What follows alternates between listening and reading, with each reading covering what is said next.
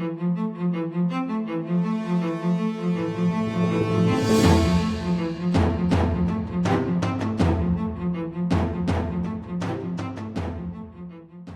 morning, good afternoon. Welcome to the Watchlist Podcast. Good night, whatever you may be listening to at time of day. The Odyssey is out. The five of us have seen it. One of our most anticipated movies, if not the 1B to the 1A. We've all seen The Odyssey. We're excited to review it. I don't know how much we all know about each other's reviews. I know that I think I have a pretty good idea of a couple of you guys. Jacob, I'm completely blind, so I'm absolutely fucking stoked to hear what he has to say about it.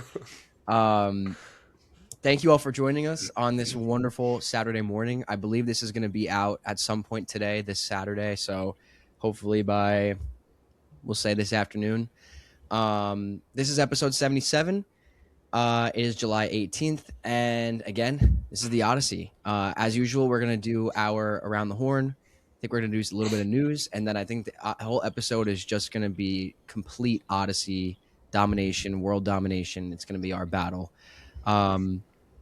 We're going to talk all things about the movie, things we loved, things we maybe didn't love. There's a couple of things that I'm really excited to talk about, but I'm not going to get too in depth yet. But without further ado, let's get started. Let's start Around the Horn. Let's go to Jags. What's up? Tired, but can't complain the East Coast of time. I just got back home from it at 2:30, went to sleep at like 3, and now it's 9, so ready for this. Movies I watched, The New World, another Malick. I think it's Pocahontas story. It's good. Not great. Guillermo del Toro's Pinocchio, like the one on Netflix that you always see. It's a little creepy looking with the animation style. I only realized I liked it that much after the movie while writing out about it. Burn After Reading, not so good. The Last of the Mohicans is Michael Mann and Daniel Day-Lewis collaboration. An hour 45. It's an epic, but not great. The Mohicans. Yeah, so I have 3 Mans at 3 stars, so not great. And then I saw The Odyssey, obviously, went in completely blind. I haven't read the book and thought about the book since middle school. And then, obviously, I know like some things, but wanted to go in completely blind and then watched Troy the next day because I knew I was seeing it again. So, fuck yeah. Saw The Odyssey again. I think that's it for me. No, God. No TV shows. That's it. Besides House of the Dragon. That's me. All right. Quick and to the point. You've seen 2 iterations of The Odyssey, but 3 total viewings of The Odyssey. I watched the prequel. Troy's Iliad. Did you know that Nolan was originally going to be the director of Troy? No. I didn't until the 100 Instagram posts I saw yesterday about it. Yeah. The Big Picture podcast broke the news for me. Pretty cool. But you broke the news for me, Jags. I'm a newsbreaker. Newsbreaker. Literally. We're going to start calling your segment Newsbreak. Go ahead. Let's shoot it over to the man with the hat who cannot be moved, Mr. Schnurr. Can't be moved. First off, hang on. I just want to say You scare me sometimes. thank you guys for jumping on early today.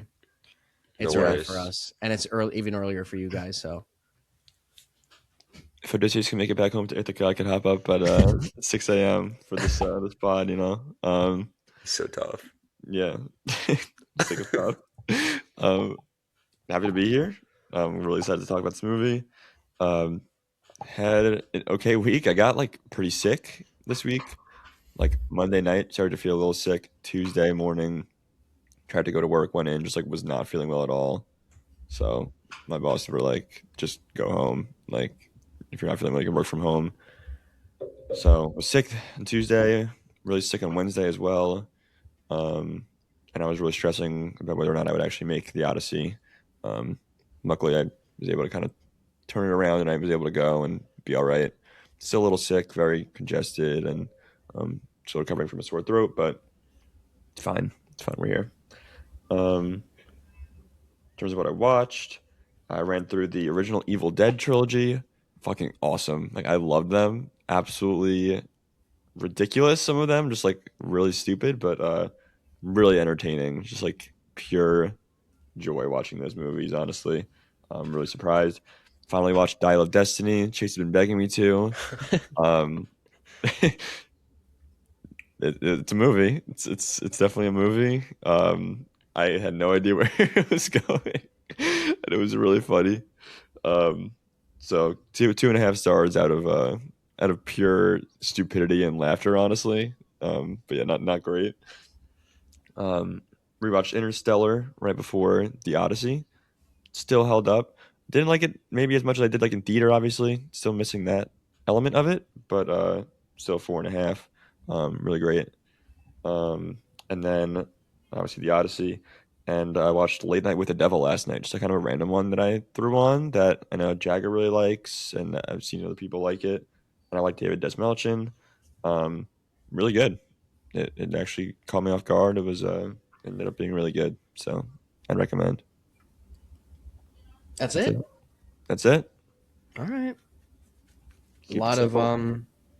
anticipation for a film that we're going to be reviewing today. That's what I'll say. Shoot to Yeah. Christian. Oh my god. Oh my What? Echo. What Big is echo. it? Echo fan. Is that better for you? Much. What's up, guys? Hope you guys are all doing well. Just want to reiterate, thank you guys for hopping on early. I watched some House of the Dragon this week, but season 1, my girlfriend and I are catching up. I've seen full season 1, but she hasn't seen it, so we're on like episode 8. Season 1's good. Season 2, I didn't love like the beginning of it, so I kind of dropped it, but I'm excited to rewatch it nonetheless. I watched about 50-60% of Dunkirk and it was bad, so I shut it off. That's insane. That's it. It also How could does have been. completionist in you doesn't finish the movie at least? It was really late at night, and I had work the next day, and I just haven't gotten back to it. But I should watch it in one sitting for sure. And last night I put on Blade Runner 2049, watched like 30 minutes, and fell asleep. But it was good. It's good. That's 30 the minutes. perfect movie to fall asleep to. Oh Yeah, yeah. it's not going the to put you to Batman, it's sleep. that. It's Oh I fell yeah. asleep right when like Jared Leto hopped on screen. It's Oh, perfect I'm spot. thinking of the original. He's good in the movie. Perfect time to fall asleep. Where did you watch it? Oh, the VZ. The VC's got everything, dude. I could put the Odyssey on if you guys want to watch it right now. Open up. Just put it on in the background. Yeah. And the biggest piece of news, probably even bigger than the Odyssey this week, I did buy the dog. So we do have a dog. No way. We do Holy have a shit. dog coming in Which one? 2.5 The girl. weeks. The girl. The evil it's girl. not the boy. Got the girl. Leesburg, Virginia. Do you have to Cute. drive down there? She's a cutie. We're gonna meet in New York City, I believe, in about 2 weeks. So Oh, nice. we're both extremely excited about it. And if you guys have any name recommendations, if anybody on the like the fans in the Discord, let us know because we Odysseus. Nina. Nina. Penelope.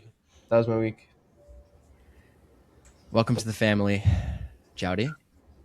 I'm not saying welcome to the family, Jowdy. He's not a part of the family. What the fuck? Jordan is not a part of my family. Let me just get that straight. All right, whatever. Go ahead. You're out. I don't want to be a part of that fucking family. Let's see. What did I watch? I watched The Invite. I don't think I talked about that last, right? Yeah. The Invite, really good, 4 stars. Rewatched Tenet, obviously, almost perfect. 4.5. Finally got to Memento. Kind of let down, honestly. It was like good, 3.5. Nothing crazy. What the fuck? How is that possible?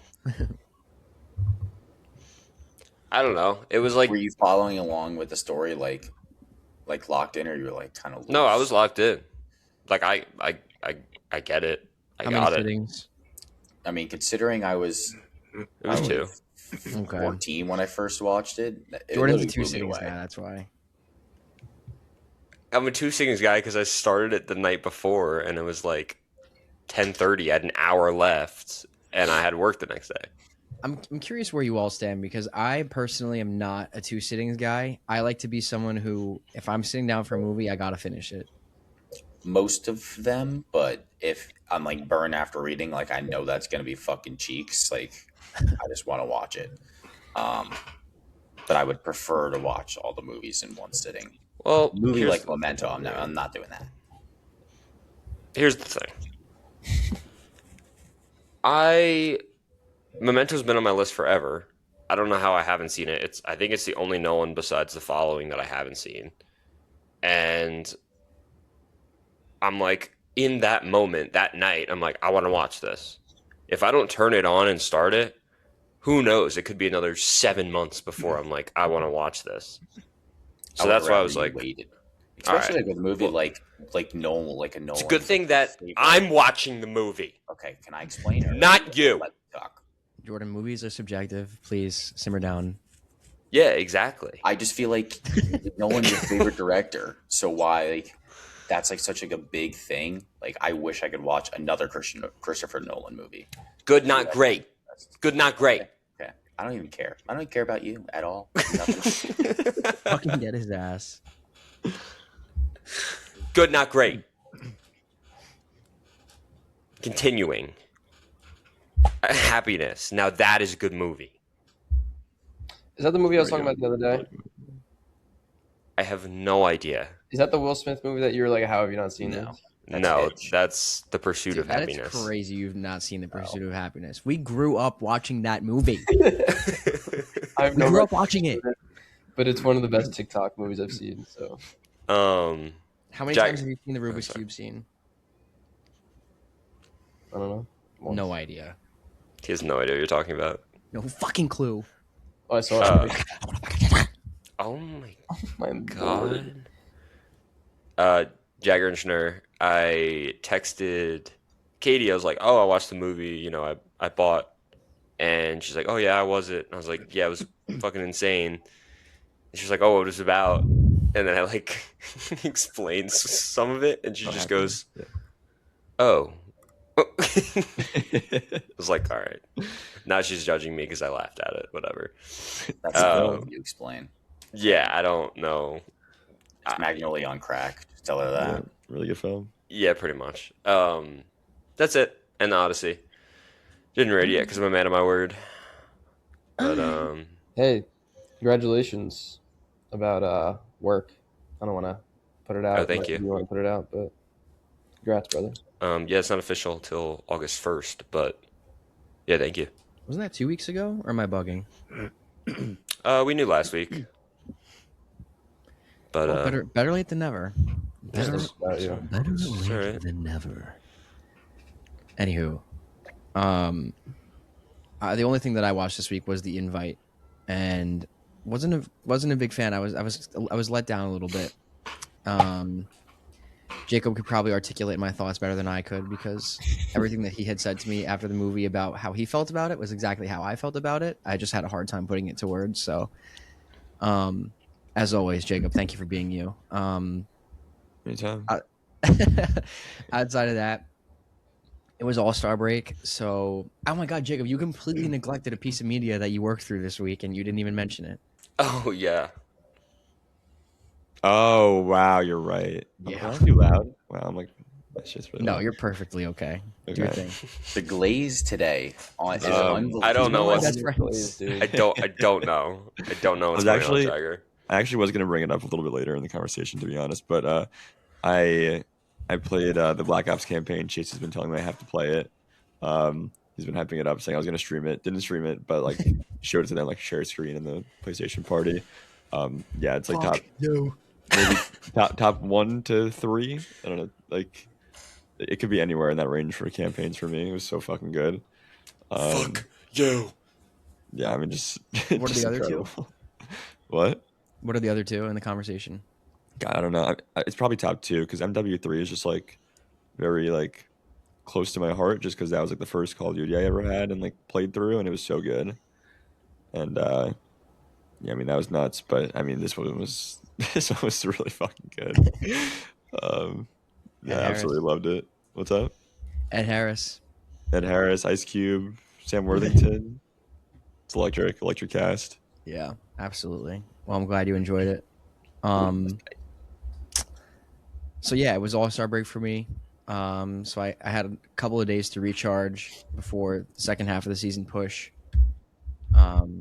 So yeah, if you've been keeping up with us, you've probably noticed that we have started posting on TikTok a little bit more again. So again, just go follow us there. Probably gonna have a bunch of Odyssey content this week from this episode. And we're looking forward to it. So before we get into the Odyssey, though, we'll start some news with Jagger. Should we call it news break? Whatever. Nah. News News with with Jagger. Jagger. How are we going to switch it after 77 Yeah. episodes? All right, news with We're Jagger. always looking for change.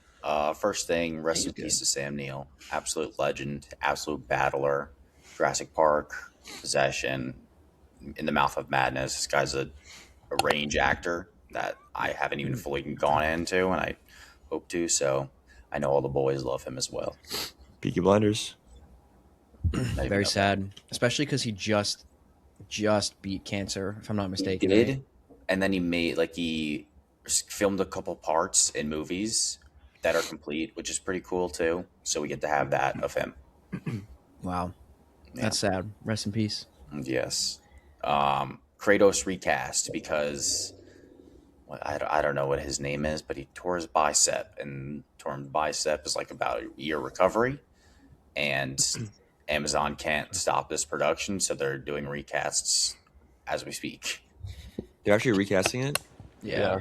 I didn't I know heard that. Bella Ramsey's playing him. Dude, Sad for the guy. can They made the right choice. It is Can me. the show? They made the right choice because a true Kratos would fight through a torn bicep. We know that. It was so crazy hearing that news and then seeing the Odyssey because the actor is like in the Odyssey and he was like Tom Holland's like trainer guy. Like that's the guy who's playing Kratos. I'm like, oh, there he is. He's all right. Telemachus. His name is Ryan Hurst. Sorry. Holy That's fine. moly. Medicine Alarm. right. And then we had two big trailers. Digger is obviously the biggest one.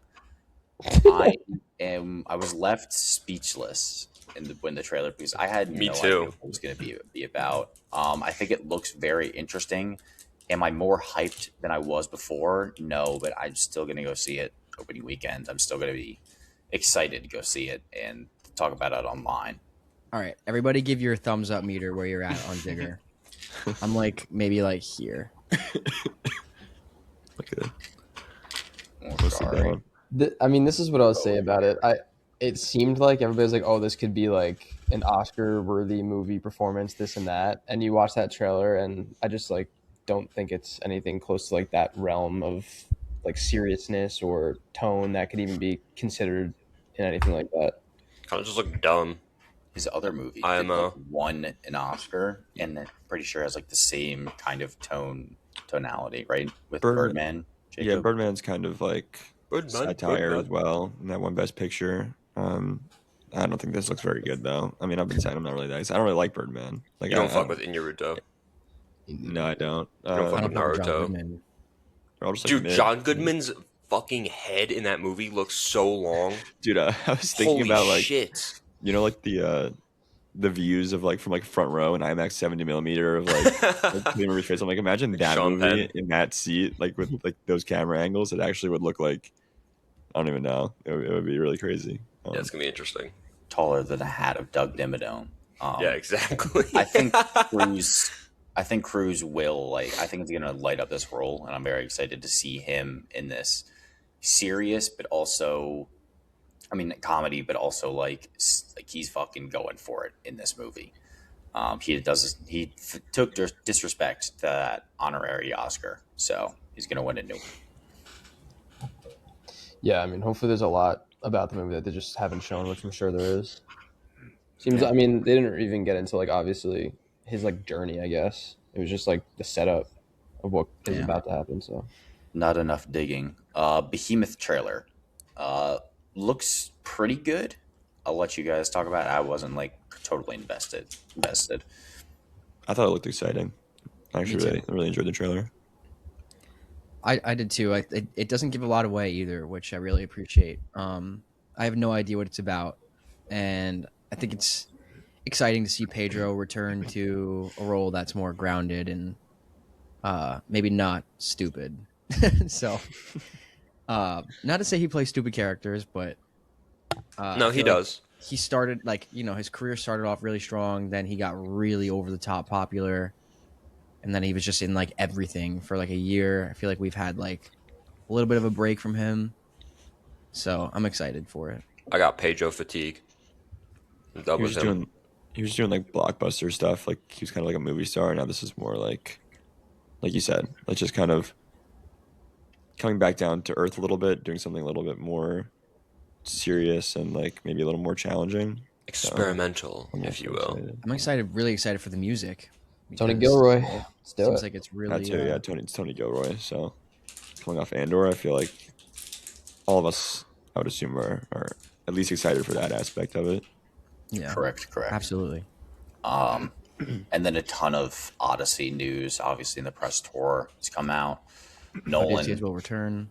will probably won't get out another movie for at least 3 years. I mean, that could be like 2029 winter with him because that man just a steam engine. But what would we like to see? Obviously, I think horror is probably the top choice for a lot of people. Nah. Blue Thunder, What is that? the two helicopter cops. Sounds pretty cool because that was rumored to be in the Odyssey's place, but I'm excited nonetheless. Whatever he does, if he goes back to I don't know, this part of Nolan's career is really amazing. I'm sure we'll talk about it in a little bit. Yeah. For me, I mean, you touched on the horror a little bit, and I mean, after seeing some of the sequences in the Odyssey, it's like I don't know how you could not want him to make a horror movie. Imagine his Yeah. like sound design in a horror movie. It would literally fucking pierce my ears. It'd be terrifying. I've been thinking about that too. Like, I would love to see a horror movie, but it's like, I don't know. It's like, where does he go after the Odyssey? Because it's been getting like bigger and bigger and bigger and bigger, and now it's like you did the Odyssey, and it's like, I feel like you can't really get that much bigger than that. So I'm like, what would like, because he's always looking to like obviously challenge himself and be ambitious. So I'm like, I feel like the next big challenge for him would be just like going the opposite direction, like stripping himself of all, like not maybe all spectacle, but like a ton of like the large scale spectacle, and doing something like more contained and small. I'm not necessarily saying that's like what I want to see next, Yeah. but like I'm just thinking of like if he were to challenge himself, I feel like it would be like going in the complete opposite direction. I literally don't Should be care what he puts out next. We'll all be excited. I'm assuming. So let's do a grounded horror movie with Timothy Chalamet starring. Perfect. I was like, how has Tom Cruise not been in a Christopher Nolan movie of like with all He's like a the bad fucking actor. practical No, set pieces and the guy who does all the stunts on his own? It's like these guys they both want the same things. I feel like it would make sense. Someone would die on set. That's why. I selfishly would like to see him tap back into sci-fi. I know he's done it a bunch, but like his sci-fi He's the movies best. is so good. Yeah, I don't want a hard. How old is he? 50s, 60s? I think he's 27. 55, 56. 27. Yeah. I mean, Scorsese is like fucking pushing 90 right now, and so is Spielberg. How many movies do we Think think about Nolan like has left? another 25 years of good Nolan. So you say over under like I don't know. So he has 3.5 13 saved, films 2.5? right now from 1999, maybe 97 to 2026. So just double that and then take away like 2. And then think how many more Nolan's films we're going to get. Think. I don't know. I could see him retiring early. Yeah. I hope he doesn't. I could see him putting out like 3 more and then dipping like off the Like- face of the earth. I think the No, movies but he does is definitely probably tough on his body as he gets older. I'd imagine. Yeah, but he was just talking about Quentin Tarantino, like, retire whenever you want to retire, when the filmmaking leaves you, not the film. Oh my god. Fuck, he's the best. Yeah, Tarantino needs to learn. Tarantino's not very computer I'm savvy. not very computer savvy. Not very computer savvy. Was that the last bit of news there? Yeah. Except, did you guys see, like, it got released like last night in the middle of the night or whatever? An interview. Like, have you seen the practicality of Cyclops? Yeah, Yeah, No, I didn't. pretty that's cool. the only piece of news I have. I have not. I'll have to check that out. Polyphemus. It was pretty cool. So yeah, that's a good segue into our Odyssey conversation. We've been waiting for, I mean, how long? When was this movie announced? Like a year and a half ago? 2 years, a year and a half, yeah. So we've been talking about this movie, like Jacob had said this week at some point, that it feels like we've been talking about this movie every single episode we've ever had, and it's finally here. We're finally reviewing it. So I'm excited. I don't even know where to start. Where do you guys even want to start with this? Like, I mean, I assume we're going to jump straight into spoilers. So if you have not seen the Odyssey, this is your fair warning to turn off the episode and come back to it after you've seen it. But we're just going to jump straight into spoilers now. So, I mean, I think you give your take, because I think I know most of it, but I don't know it fully. So I want to hear. you want to hear me? Yes, because I don't know I don't know anything about Jordan or Christian. So, okay.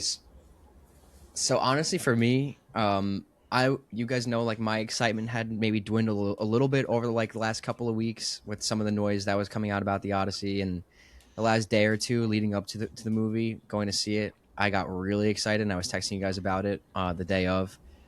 I think listening to Jagger's excitement and hearing him talk about it kind of got me more excited for it. And dude, my fucking socks were knocked off. Like, I've really been struggling over the last 48 hours or 24 hours, whatever it is, to decide where this movie is going to end up in my Nolan rankings. I know last week I had said I think it would slot in between 4 and 5 of, I think I have Inception and whatever else is behind it. And now it's like, do I want to slot it between Oppenheimer and Interstellar? Do I want to put it behind Oppenheimer? I don't know. I'm very, very, very torn. So I think from a filmmaking standpoint, I think what's accomplished here is, like, you can't even put it into words what's accomplished here, because it's just incredible. Like, any Nolan doubters, any doubt that you've had about Nolan going in, if you've been doubting him at all, how does this movie not shut you up? How does this not shut you up? Why are we doubting Nolan? I never did. Not you, Not only me you, either. but a lot of people had talked about Oppenheimer being his, his passion project or his magnum opus, whatever. I feel like this is the one. Like, I don't know. That's just my very preliminary thoughts coming out of it. Let me say, Christian's I- chopping up a bit. I liked it. I didn't love it. Just kidding. What the fuck? Did I get you guys? Leave. I got you guys good, huh? You actually got my eye. I'm a good actor. You I'm a actually good. did. No, that was I'm a- actually impressive. I'm a good actor. Sorry, Christian. Go ahead. I had to get that out. I was No, planning no, that. no. I feel like I want to hear what you have to say Yeah, now yeah. after Oh that. my god, the movie was Strike fucking one. amazing, dude. It was so fucking good. I literally came out of the theater and I went with one of my buddies and he was like, "Yeah, that was really good." And like, I didn't know, like he's seen like one Nolan ever. Like, he doesn't really watch movies like that. A burger. And so it's like this long movie. He's like, I mean, we get in there and he's like, "Holy shit, it's fucking huge!" Because we were in like IMAX, and it's like, I was like almost nervous that he was gonna be like, "That fucking sucked," or like, "That was so loud, like long." While you were in the theater like this. Yeah, dude. I was like, I'm like this, like shaking from the sound, and he came out and. And I'm like trying to like not be like, "Holy fuck," because like, we're friends, but it's not like us where I can just be like, "Holy fucking shit, that was the best movie I've ever seen." But and he was like, he looks at me, he goes, "That was really good," and I was like, "Yeah, that was fucking insane." And then I honestly like don't. I was like trying to like talk about it with him, like on the drive home, and like I just like didn't have words. Really, it's just like fucking Damon prevails. Obviously, you guys all Yeah. fucking hated on Damon. Doubt Literally- it. Dude, literally mountain on his back. I have hand up accountability for that one. I was a Damon doubter, and It's now fucking now I'm a ridiculous. Damon truther after that. I feel like I can't see anybody else playing that role after coming out of that. That's right. That's right. How long? I'm gonna pull the tapes, and I'm gonna clip it. My friend had made sure to two- text me. He was like, tell your buddies, like, get fucked. Get fucked. I had two that Odyssey Dylan? posters that we got No. Oh, from going, and I was holding Ava's in my own, and when we were walking out of the theater, I was just banging them together while we were all walking out. what the fuck? I was so hyped, dude. It was so fucking good. All right, that's enough from me. Chrissy. I'm up. All right. Movie's really good. Huh? Oh God, I'm nervous.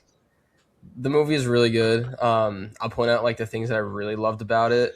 Obviously, the spectacle. I thought Samantha Norton as Cersei was like actually incredible, and now I understand why everybody was giving her a standing O. Gotta give flowers to Matt Damon. I have to. Everybody knows I'm not a Damon guy. I have to give him his flowers. You've never been a Matt Damon guy a day in your life. Don't try to Never cosplay. Never.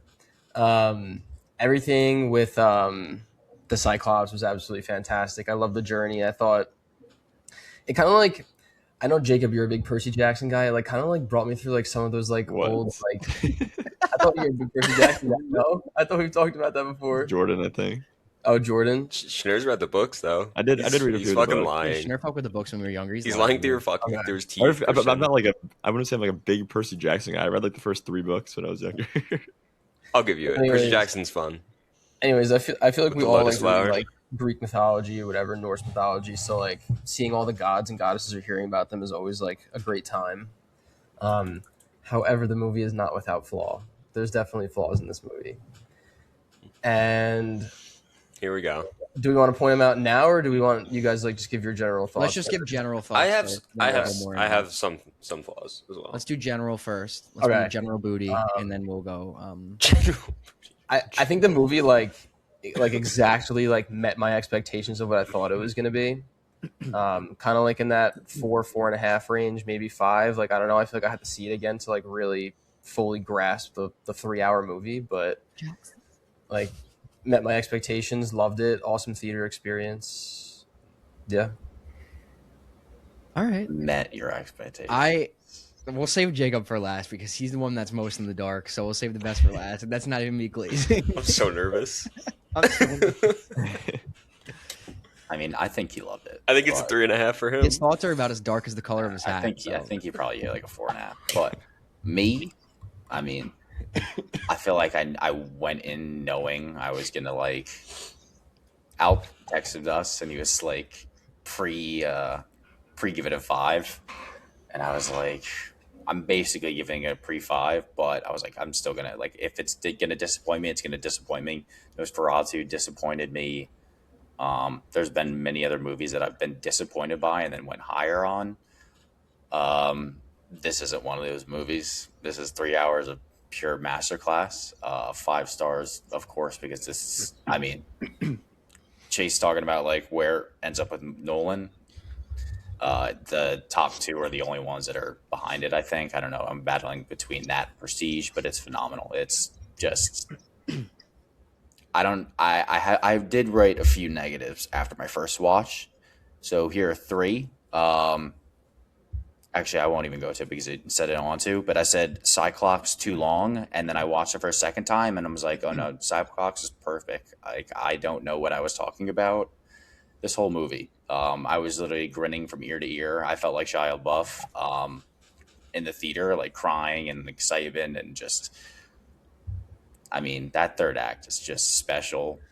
I think it drags a little bit in the front, but then it really makes you feel like you go on the Odyssey. And it's just, you feel the weight of every single destination, every stop, every crew member that gets mauled, the gods playing with him, even though we don't get many gods. I I still think it's just masterfully done. Matt Damon on the back, Penelope, Anne Hathaway. Is that the best supporting performance of the year? Oh my fucking god! I thought she was unbelievable. We had some reservations about Tom. While he doesn't shine, this is still going to break him out of our Uncharted Spider-Man movie territory where he's playing the child, even though he is playing a child. I mean, I don't know what age Telemachus is. I'm guessing like fucking 12, and he's like Tom Holland's like 30. I think he's 16. Whatever. I thought Tom was excellent though. To your point, like awesome. This will break him out, and I'm glad that Nolan did that for him, and I'm glad he's gonna get his flowers for this. But this movie is just so good. I don't know. I've seen it twice. I'm gonna go see it a third time with Sophia.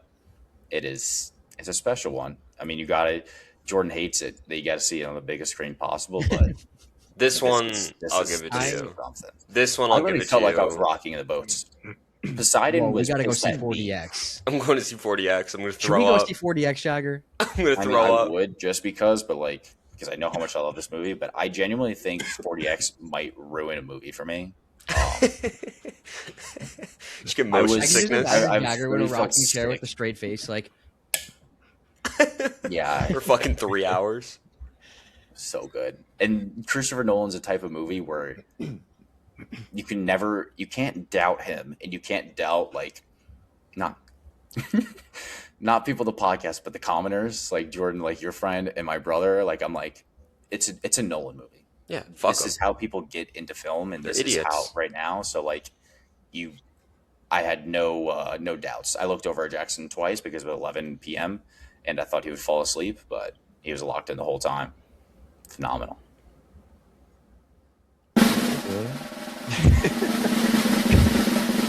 What the fuck?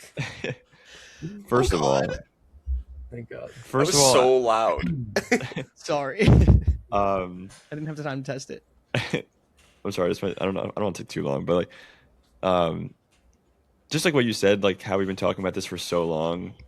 Just the fact that it is like finally here, and the experience. I was literally just like taking it all in like beforehand. I'm literally when this movie was announced, I was in Poughkeepsie, and we probably didn't even start the podcast yet. And then to now be here, I don't know, over a year and a half later, in LA, standing in front of the authentic Trojan horse outside the 70mm IMAX theater at the Universal City Walk, with again, like Jagger had at Lincoln, all the authentic costumes inside. They had the fucking IMAX camera inside the theater, just everything around this experience was just so sick. And then the Dune prologue, Jagger didn't mention it, but holy fuck, just special. Whole movie spoiled. That's it. Not at all, honestly. I really log not. it. Might as well log it. It's I honestly would log it right now. Give it a 5. But yeah, really special. Yeah, I mean, the Odyssey was incredible. It was incredible. Hand up accountability on Damon. I don't know if I agree that no one else could have played it, but I think he was really fucking great. No one else could have played it. Really phenomenal. I'm not gonna lie, first 30-ish minutes, maybe 45 minutes, I was a little worried. I was like, there's a lot of exposition. I didn't think Tom Holland was great. I know Jagger said he was really great. I didn't really think Tom Holland was very good. And when we were with him, I was like, holy shit, he's actually choking right now. I was actually really nervous.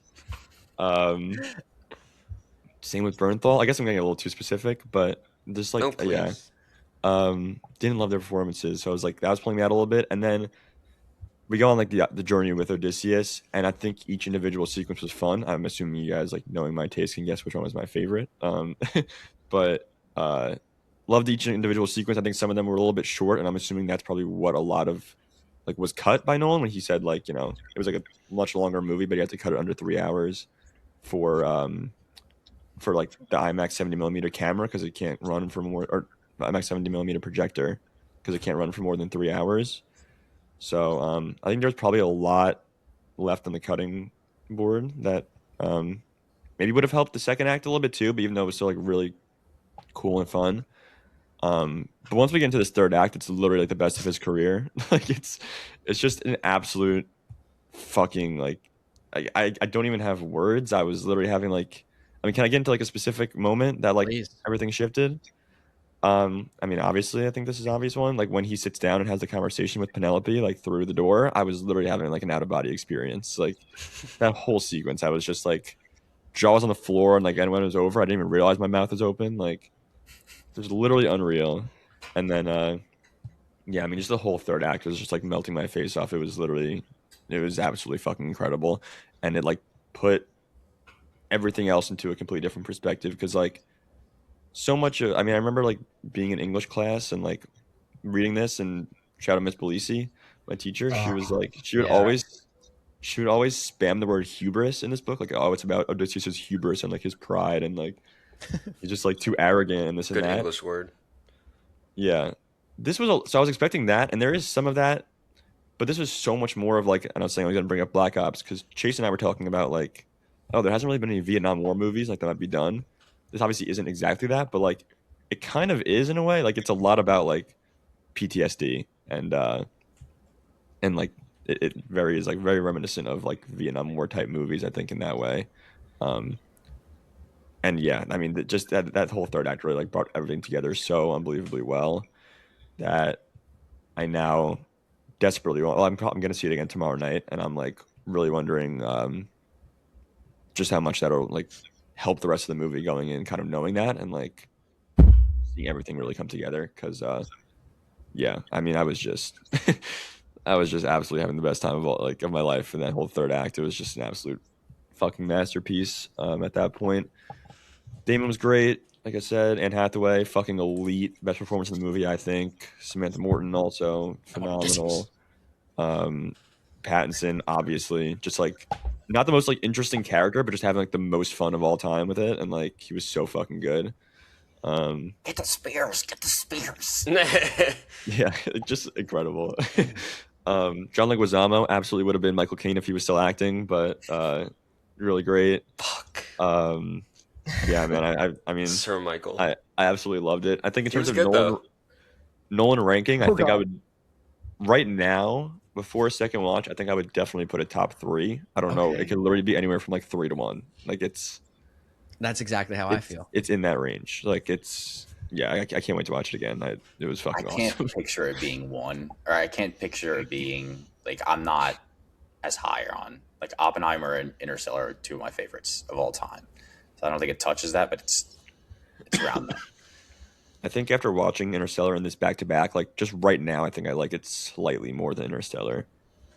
But then I'm like, so I'm like, maybe is it better than The Dark Knight too? But then I'm like, I don't know. Like Yeah, of course. Not even Oppenheimer, close. it's really tough. That's another thing I was saying with the Nolan movies. It's like they're all kind of like in the like not the same movie, but they're like the same like level where it's like I'm like, oh, well, I like Interstellar more than Inception, but I like The Dark Knight more than Interstellar. But maybe I like Inception more than The Dark Knight. It's like it doesn't make any sense. It's like an old movie in itself. Just feels it. But yeah, it's just like they're all like kind of in the same range. Don't try So to I can actually understand. rank. Try not to dissect it. Just feel it. But yeah, loved it. That's it. Wow. Wow. I will say, you guys know I'm not a big movie rewatcher. I don't like to go back to the movies and rewatch movies. This one is like if I could have gone last night, if it wasn't completely sold out everywhere, I would have gone last night. I'm dying to go back. I can't wait. Like I texted Jagger last night. I was like, I fucked up. Like I should have come with you. I should have given away my shift last night and come to 70 millimeter IMAX. But I want to talk about. We touched on it a little bit, but I want to talk about some of like the individual sequences, like the Cersei and the Cyclops, and an underrated one was I don't know if it has a name, but the giant soldiers on that island with The Lastrigonians. Sure, whatever that word was. I wanted to ask you guys to rank them because, again, I felt like they were all super strong. And there is another sequence that I even want to talk about, the Zeus one with the thunderstorm over the boat, which I don't know about you guys, but I thought it was fucking crazy that there was no epilepsy warning because I was watching it and I was like, holy shit, like this is actually like damaging my eyes a little bit. That's how little too realistic it felt for me. So I guess counting all of that, like what was your guys' I guess, favorite sequence of the entire movie. I guess we can include the final act too, or the ending when he's just going fucking crazy on. Like, what was your favorite part of the movie? What Well, stood that's out the to you? one. But I think like practicality wise, and with these big set pieces, mine is the like Zeus striking down and Poseidon like there. That was unbelievable. I felt like I was in the boat. It was so loud, and it was like done inside of like one large tank. It just it's fucking insane. There's behind the scenes footage from like a year and a half ago. I don't even know how that's real. I was gonna say I I remember wanted, seeing that. yeah. I like so whenever it was actually like put to screen, I'm like, holy fuck, this is the scene, and it is just like that's be movie magic right there. The tall people, I think it could have used a little bit more to me, and that's where I think they probably cut out a little bit of stuff. I wrote down big baby CGI, and then I went back. I'm like, all right, it's not really bad, and then I'm looking. I'm like, oh, that's just the baby's face. Like it's that clear for some reason. Yeah, and then Cyclops is obviously like that's the moment where you like really lock in. Like I think it's still great up until then, but like then you're holding onto your seat for the rest of the movie. I had a slight, well, I mean, I still loved it, but I had like a slight issue with the Cyclops sequence, and maybe this is in part because Nolan pulled a little bit of an Aaron Boone and lied to the crowd again. He so Polyphemus is like much more of a character in the original story, and like he talks about like Nolan talked about like, oh yeah, you got to like humanize your monsters and like give them like personality and this and that, and like I talked to Guillermo del Toro about creating these monsters and the practical like effects and actually making them feel human and like relatable, even though they're like monsters, and you got to take care of the creatures and this and that. And it was just kind of like a big monster, and I was like, I wish we would have got a little bit more of him as like an actual character, considering how important he was and how he's like Poseidon's son. But the fucking sound that he lets out when he's crying was like unlike anything I've ever heard of. It's like a Well, brand new sound. It's fucking I DK think to Metcalf hawking down Buda Baker. I think to kind of push back on that a little bit, I think we got a little bit of that though with finding out that like they called him a shepherd and those were his sheep. So I guess that kind of humanized him a little bit. Yeah, like I guess we wanted more, but I was like, yeah, like I mean, again, like I'm not like you're not like a huge like oh my god, this like ruined the movie for me, but like no, I I'm just not, would have yeah, liked a little more from like him as a character, like that's fair. there's stuff Jacob, like, yeah. do you remember like in the story how like the whole Cyclops scene goes down and how they actually escape compared to how Nolan does it? Yeah, yeah. I know he tried to do something with that where it's like he says he's like nobody or whatever, and then he's like, you know, the Cyclops is like screaming out, and then like, oh, nobody's attacking me, so like nobody really knows that they're actually like going at him. And he said that that tone wouldn't have really worked. I totally get that. I also know it's not like really as much of like a chase off the island as much as it is like they get off, and I think he's like throwing rocks at their boat, which is like pretty crazy. I mean that like that's all like that would have been cool, but like I'm not as much like caring about the lack of that. Yeah. Yeah, I mean, Personally, maybe I a don't know little about you. nitpicky from me. I just think like their escape from Cyclops is like kind of convenient. Just like the guy just fell asleep. But yeah, But he fell asleep every night. but he just like fell asleep with it open with his hand right there, and like everybody's touching. I don't know. Like I like how the Just, like, story does it a crying. lot more. That I like how the fucked up story his does it. eye. Yeah. If I were to, I mean, I said, you know, I think if anyone knows my taste, like the Cersei sequence, it was like easily my favorite one in there. That I was was like, holy disgusting. shit, It we're was going full. disturbing. I was having trouble watching the screen when it was happening. I was like, what is going on? Fucking Yeah. awesome. Digging into mouths. That was Yeah. insane. Going full Cronenberg. That's what everyone was saying. Like makes you want to see a Nolan horror movie. Like, we hadn't really seen a lot of horror touches in a lot of his movies since like Batman Begins, honestly, which is part of what I like about that movie is like he kind of does like a cool horror thing he never did otherwise. Oppenheimer, maybe a little bit of a touch of it, like in the gym sequence. But yeah, that was like just full blown body horror, just like fucking awesome and like disgusting. And that's my favorite. And I agree with The Last Dragonians was maybe not my favorite, like a little bit too quick. Could have used a little more. And then same with like the Scylla and Charybdis part. Like when they like, when say like the whirlpool or the fucking tentacles or heads, whatever. I think that could you could use a little more too. But I mean, it was fine. And Sirens too was great. I actually love that part with the whirlpool, and yeah, basically because like I feel like that was like the moment where like Odysseus realized like, okay, because this was right after the Hades moment, right? Like the underworld moment, if I'm not mistaken. It was like right after. Yeah. I mean, that's which was also or the Sirens. The Sirens might have been before that. Maybe the Sirens was It was before the that. Sirens into the whirlpool into the monster. Yeah, but I just like how at that moment, like Odysseus was like, "Oh, we have to go into the whirlpool. Like that's how we'll survive." And like he knew saying that, like they would go against what he was saying, so they went the other route, and he was just like using like a reverse psychology on them because he knew that that was actually the only way that they would survive. I just love that, like that moment. That was great. Because Odysseus is really, I mean, he is a genius in the books, as I was researching, but they really show how smart he is in this, and Damon, and then like his wit and his like he's still cunning in the way that like he's like, no, tie me to the mast, like I'm gonna be the first person ever to hear the sirens.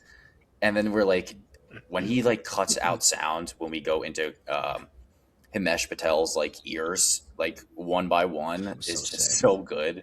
Yeah. And then we literally, it's like, all right, Nolan's like, all right, Matt, just act like you're lit on fire. And then he's like crying out for everything in the sirens, and he's like crying but laughing at the same time and loving. And then he like drops down and he's like narrating the sequence. I fucking love that, with tears in his eye. Gives a whole new meaning to the meme that I sent of Matt Damon. Okay, well, I will say when I saw that in that moment, it took me out of it a little bit because I was just thinking about how you've been saying that meme for 6 months. Sorry. No, I mean, it's not your fault. I thought it was hilarious. But another thing too was when he screamed "Let's go!" Like another great moment that I was kind of memeing for the last 2 weeks. Yeah, it was fine. It was fine. It was fine, but it was funny. It was funny. That took me out. The first on Let's Go, the second watch, it wasn't as much, but I was like, it is kind of a weak Let's Go to me. Yeah. I mean, it's not like wasn't it like a let's go? Like we got to It was get like, back to the let's boat. leave. It's like, yeah, he's like, we got to get Yeah. out. We got to It get out wasn't of like here. a let's 'cause go, of like fucking- let's do this type Yeah, Like thing. let's exactly. fucking go. I would have appreciated a run.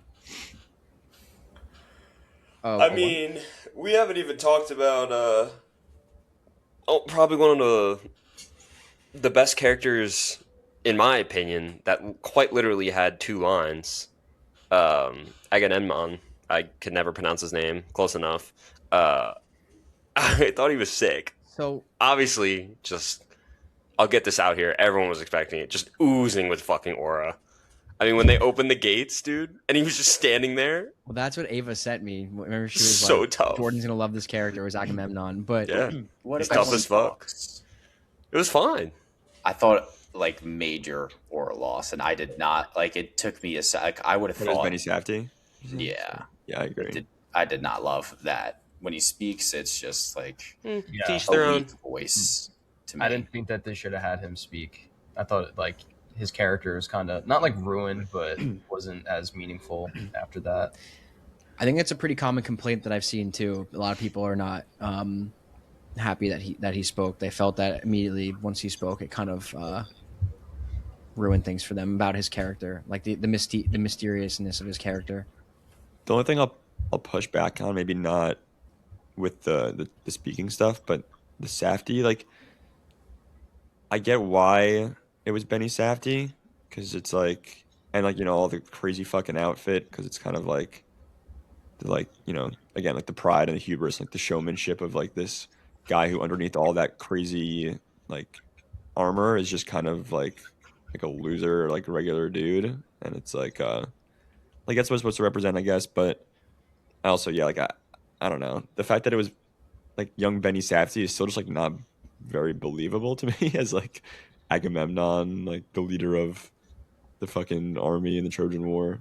To Like, be coulda fair, done- Brian Cox is playing him in Troy. Yeah, I mean, He's a little short, fat man. So you could have done someone that's like a fat kind of like weird dude, but like a little bit older, maybe not like I don't know, like 30-year-old like Benny Safdie.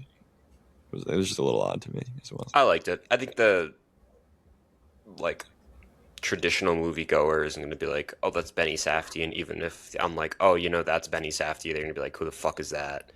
So like, I think the fact that we know definitely changes it. But like, if we really didn't know too much about movies or like who Benny Safdie is and that's him, like I don't think we think twice about it. I don't Honestly, think anyone's gonna like nitpick that. I mean, maybe we with Benny Safdie, but the height definitely elevated it for me. But just hearing his voice was not great. But the rest of it, like his armor is fucking incredible, in the way that he walks in the. Oh, that's the best scene. The fucking even though that it's the prologue, it might be the best scene. It was even better in the movie. Yeah, Like it was a little longer. like Ludwig went all out, and it gets so loud, and you think, okay, how is this going to like plateau or whatever? But it just keeps getting louder, and like it spans for minutes. It's absolutely insane. Yeah, There's one thing I wanted to touch on. Go ahead, Jacob. I was gonna say the second version of it is even better. I'm sorry, man. Like the fucking The sunrise. yeah, Zeus is like in my window. It's the opposite of the escaping sun. Yeah, dude. The first time they showed that shot, I was like, "Fuck, they're gonna keep bringing that back, and it's so sick." Yeah, it was a beautiful shot. I was gonna say like the more they kept showing for like the second time was like I mentioned before, like, easily my favorite scene when he's like talking to Penelope, and then it's just flashing back to him like walking around in there and like seeing all the horrors of it all.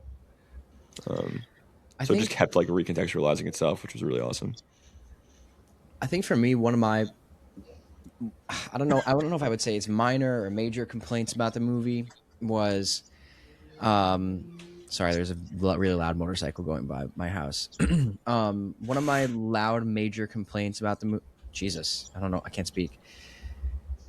One of my minor or major complaints about the movie, I don't really know which way it swings, was I guess the casting of the movie when it comes to the recognizableness of the faces. There are characters in this movie that are bigger names and they have a line or they have two lines or they're shown for like one scene. Like for example, the movie opens with Travis Scott. Like immediately, like that kind of threw me for a whirl, and I was like, oh my god, like I wasn't expecting to see Travis Scott on my screen this quick. So like I couldn't have appreciated the opening of the movie as much as I would have liked to. Same goes for I'm blanking on her name. The actress who played Helen Lupita Nyong'o and the twin sister. Lupita Nyong'o. Yeah, her. Like granted, like she was great in her role, but like again, she was a very much smaller part than I thought she was going to be.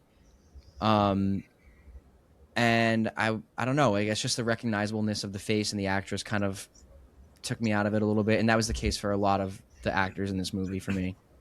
Okay, Mia Goth. Mia Goth was another big one too. Like she's really bad in everything. She has two lines in this, and she's bad in the two, like whatever the fucking two lines. I'm like, we can she's get not great. someone else. Like, I mean that's one of my biggest complaints, and that was one of my worries coming into the movie. And I mean, I feel like I've always been on like the take that like I always like having unknown actors like star in movies. And yeah, I feel like you kind of feel it in this. Like at times, just kind of feels like we just have A-list celebrities just playing dress up in the Odyssey, and like obviously the movie is great, but I definitely feel it. Yeah. I don't know if it's a major or a minor complaint of mine for the movie. I mean, that's like every Nolan movie, though. Yeah, this is also, I mean, it's overdone in Nolan movies, but like as you watch more and more movies, there are going to be more and more recognizable actors. Be like, oh, I've seen that guy in that or whatever. Obviously, it's a little bit overdone here, but I think that's just the way it is. As we watch more, and the typical movie goer isn't going to place that face. Like, I don't think a lot of them would place Lupita Nyong'o. Jacob, I mean, she's a pretty big. What were you gonna say? No, go ahead. I was saying, I mean, Lupita Nyong'o, I think would be recognizable, especially. I think Jackson general audience have no fucking idea that that's the woman from Us. So I was talking to my friend that I went with after. Right. Didn't she win an Oscar for 12 Years a Slave? Yeah, that was like her first role, but she was also like Us and like Black Panther. I'm like, I mean, those are like Black Panther, especially like, you know, huge movie. I feel like people would recognize her from that. Sorry, Jordan. No, I was just saying, like, again, I think we just have like so like more insight than the typical moviegoer, and like the guy I went with too. Like we were talking about it after, and I was kind of saying, "Oh, you know, like that actor." Like he probably knew like Damon, Holland, Hathaway, Pattinson, and he referred to Pattinson as the guy from Twilight, which is like common too. It's not like, oh, he's an idiot, like he doesn't know shit. Like that's what my dad does too. Like I think we also, just being in this circle, like all five of us know all these actors, like have been following news on Twitter for 2 years. I think like it's such a different experience if you're just like him. I was like, hey, 2 weeks before, I was like, hey, I have an extra ticket. Do you want to come? Like, sure.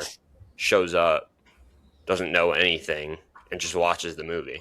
I feel like that's avoidable, though, is kind of the point that I'm trying to make. Like, for such a small role like a Travis Scott or like a Mia Goth, like, you don't need to. Like, you did not need Travis Scott for that role. I think. I mean, he got paid for that. I feel like he was just on like the soundtrack, and he was like, yeah, he's on the that was soundtrack. like, you get to be in my movie. "You want to be in my movie?" Yeah, I This don't know. fucking Christopher Nolan movie. I mean, it's also his second movie he's done with him, so I'm sure they have some type of, connection or Yeah. friendship. But like, I mean, literally go back to any Nolan movie. I mean, like, what's his name? David Bowie is in fucking The Prestige. Like it's like that. Yeah, Harry Styles in Dunkirk. Yeah. exactly. Himesh Patel is like He's fucking that's He's in Yesterday. true. we didn't even talk about him. He was fucking great. Sorry. Yeah, he was great. Yeah, he is. He's in Tenet for like 2 minutes. Like you could have had some rando play his role. I mean, like He wasn't as big. I don't think. Aaron Taylor Johnson was in Tenet for like It just depends. 5 if you- minutes. I mean, Like it's you guys just don't like it. I don't. It doesn't bother me or hinder me in a way. Also, like with the accents, like that doesn't bother me and hinder me in any sort of way. It's just like if you have an eye for it, if you don't, like it depends. It doesn't take me out of the story at all. I think It only bothers me when they're like bad. Like the argument you're trying to make, but like the only reason why I would push back is because you're like naming actors that are like popular, but I mean we're talking about Anne Hathaway, we're talking about Pattinson, we're talking about Zendaya. Like these are like actors that are in like 3, 4, or 5 movies this year, and it's just like to me like it just starts to be like okay, like who's the next small role that's gonna pop up and be like the next A-list celebrity and just play dress up. It's just like I don't know. I mean, that's Hollywood. Those are like the lead roles though, and it's like Christopher Nolan's The Odyssey. Like I wouldn't want him to like trust some. I don't mind it being a lead role, but yeah, it's the like more point the smaller that I was thing. trying to make was like the smaller castings. That, not to cut you off, Jacob, but No, like one thing about the Circe, is that how you say it? Cersei.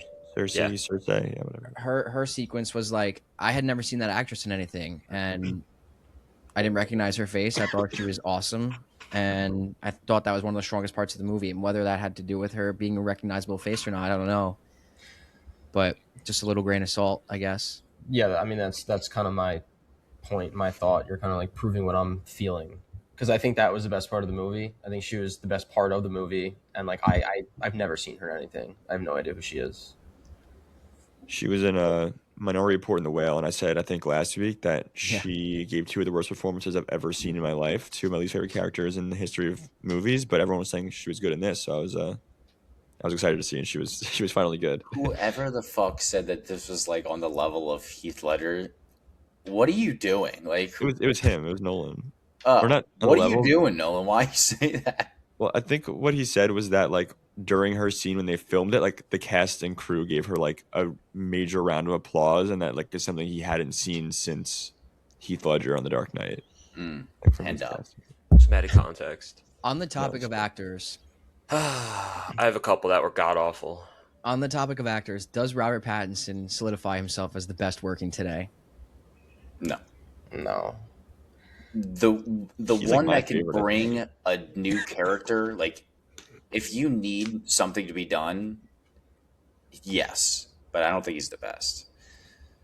I don't know if he's best. the best, but he might be my favorite. That's I think completely he fair. just fucking I mean, like- destroys every role he's in. I think he was good in this role, but like I wouldn't watch it back and like point out and be like, "Holy shit, he was really good in this role." Oh, You I know, don't think he had that type of role. Like Yeah, that's what I'm saying. I don't Hathaway, think he like put it out. was I don't know, set guys. up. I think that there's one sequence where like I think it's when Telemachus comes back and like he sees Telemachus back in the castle or whatever, the house, and he's fucking angry. Like he's so physically angry, you can see it on his face. And I was like, I remember being taken back by the look in his face, and I was like, Jesus, like this guy is just so good at what he does, and he's played so many different roles this year, and granted, like 2 of them haven't released yet, but I just think he's so versatile. Like he can literally play any role. I think that's accurate. I think he can literally. I mean, he just did the guy from the drama, and then he did this guy. He plays fucking Batman. The Lighthouse is ridiculous, even though I don't love the movie, but the performance is ridiculous. He's such an interesting character in Tenet. Like he's like for me, he's Best like one of part the of driving Tenet. forces of that movie. Yep, Yeah. Did you know there's a 5th movie coming out this year? sure he Not does. 4? Yeah, with like Denzel, right? Yeah. Yeah. Wait, so what? Primetime drama. This Dune Part 3. And then that one. Yeah. Jesus. Also, And one then of, it's the Odyssey. No? Yeah, I said. You said it, Oh, yeah. you said that. Okay.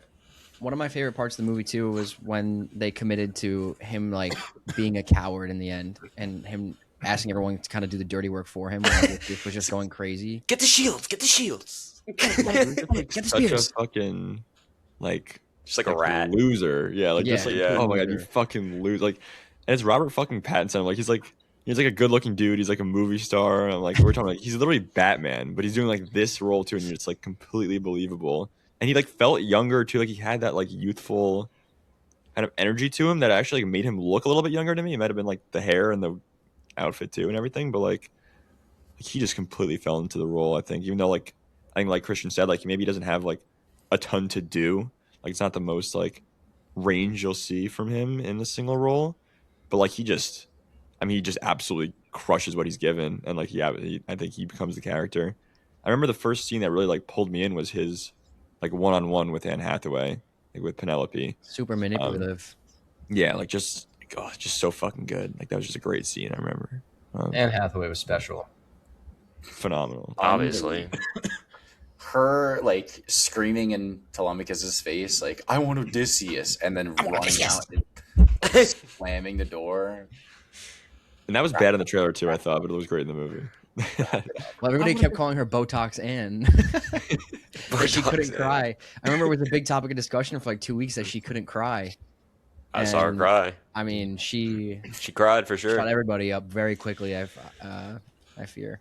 Let's beat around the bush. Everyone's thinking it. I'm going to say it. Elliot Page was god fucking awful. I'm sorry. I could not. I think I disagree with that. No, dude. It was the Hades Okay. part. I loved was sick. The way he looked so cool. I thought the acting was so bad, and like I don't know. It just sounded weird. I want to like bring it back a little bit. Like the first like 30 minutes of the movie, I thought like scared me, kind of like similar to like Schnur was saying, like I don't know how I'm feeling about it, and like that's like really my big flaw with the movie. Like that's really it. But it like starts with Travis Scott and then it goes straight into Elliot Page, and I thought like that scene in that sequence was like I don't know about this. Like it doesn't really look that good. I don't think like it was acted that well either. Like I was kind of nervous about all that. I didn't think he was good when we were like on like when he was alive, I guess. But I liked the Hades part. I think he was good in the Hades part, but not necessarily when he was like talking to like Odysseus when he was alive still. Yeah, but again, that was like another one. It's like it's like 2 lines, whatever it was. So It's yeah, fine. not great. No, I see where you're coming from. But I agree. It took me out a little Like that. bit. I mean, That the Hades scene was so fucking cool. That was like, it's giving me It was Northland vibes when at the top of the volcano. So fucking Well, sick. a lot of people were talking about too with Elliot Page the physical characteristics of Elliot Page being just like really short and not, having the body of, I guess, a warrior, you would think. Yeah, I didn't care about that. But That was fun. that added so much to the movie for me when they were talking about how like this little soldier was braver than Robert Pattinson's character, and Yeah. like it added so much to like what Odysseus how Odysseus felt about his men, I guess you could say. Her character was extremely vital to the story and was great. Like the way her character was written, I loved for sure. It also framed in a way that like there wasn't anyone towering over. Like it was like he got shot up into, so like there wasn't really any like characters to base your perception off of. The only one was with him in Matt Damon as Odysseus, really. I also couldn't really do that with like the way the cameras were, like all the fucking contraptions around the camera. Like they couldn't really have like two people The in the only same one shot is for like a close up. when he is standing in with the other ones in death, but it felt like they were crawling anyway. Yeah, dude. The talking about the Hades scene. Apparently, I mean that was all practical. Obviously, I guess that should be obvious. But like he literally had these stunt people like fucking Fremen like under the ground with like scuba gear like to breathe. Like, literally insane. That is insane. Yeah, the whole getting pulled into Troy too. I was excited for that, and that was. I thought it was going to be like a quick thing where it's like, oh, they're checking to see if there's anyone in there and like putting the sword in. But it was like the whole sequence kind of like, and they showed people like drowning. They're like shitting and pissing. They're in there for days. And like even when like Damon gets out and like his legs touch the ground for the first time in like days, like he can like kind of barely stand. Mm-hmm. I thought that was so fucking sick. That was awesome. And the part where they're stabbing in, like I always saw it in the trailer and I didn't really fully, like I did understand it because like the blood, but the fact that Odysseus is like that quick thinking to like grab the blood or the entire plan is cooked. Yeah. Just shows like how wise he is and how he was the one who basically won the war. And then we get like the Saving Private Ryan-esque scene where he's like experienced a trauma, like the one where like the arm is literally off. He's like looking around, and then the ultimate culmination where we see Zendaya's face and like being, so that is actually like she's the god there, or that's the face that he gave to her, because I take it as yes, that's the god, like a beggar in the street, and that's what happens whenever you don't treat like Zeus's law in them. I personally took it as that was an actual girl from the village, or I guess Troy, that was getting killed, and then he assigned her face to Athena while they were simultaneously beheading the statue of Athena. Oh, okay. I took it as that's Athena who like would come to him, and then like when they chopped her statue, like he was seeing it as like Zendaya's character, but it wasn't actually a real person.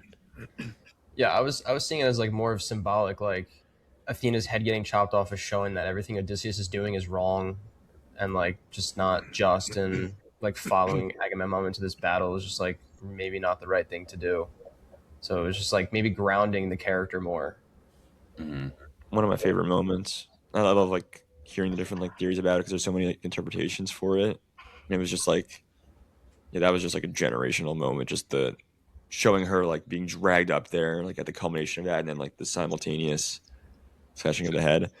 I think so. In the book, I know Athena like takes a lot of different forms. Like she can kind of like appear to different characters as like different things. So I think in the beginning, when Telemachus is talking to that beggar in the hall and he's like, you have Athena's eyes, I kind of thought that was Athena coming to him as a beggar. He was ripping that shit all movie though. He was spamming it to everyone. So then maybe glazing. I didn't catch any other times, but that might have been like just kind of like hinting at that. So yeah, like I don't really know. I'm like maybe that was Athena coming. Like I was kind of thinking maybe it wasn't actually Athena, and it was like just his kind of like self-conscious, or his own self-consciousness, like kind of talking to himself. But then also like there's so much magic around in this world that we're experiencing that I'm like, well, it wouldn't be crazy. Like she probably is there. Like why wouldn't she be there?